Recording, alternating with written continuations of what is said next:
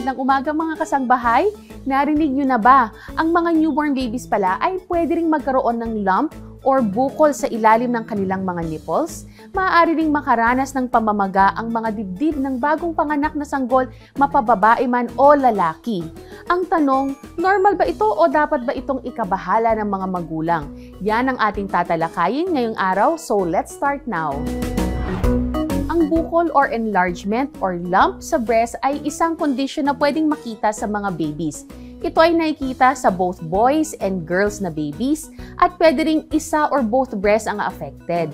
In most cases, ito ay harmless at ang bukol ay kusang nawawala kahit wala namang gamot.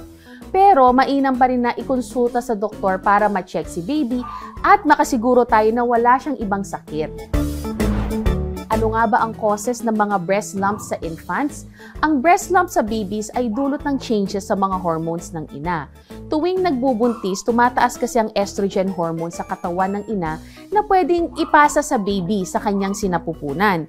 So, majority of the cases, yung pagbaba ng estrogen mula sa ina towards the end of the pregnancy ang cause ng breast lumps in infants. Ang hormone na prolactin ay pwede rin tumaas sa ina at ito yung naipapasa din kay baby sa sinapupunan. Ito ay isa din cause ng breast lumps pagkapanganak. Some babies with breast lumps ay pwede rin maglabas ng gatas dahil sa hormones na nabanggit.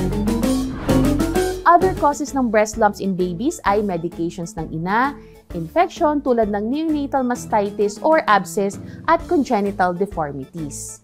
As mentioned, ang breast lumps ni babies, usually, they do not need treatment at kusang nawawala.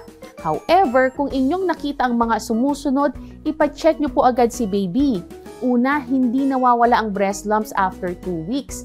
O kaya lumalaki ang breast lumps, may pamumula sa breast, may nodules sa breast, may nana na lumalabas mula sa nipples, may pangangati sa breast lump, or if may signs of infection si baby. Paano nga ba natin malalaman kung yung breast lump ni baby ay infected?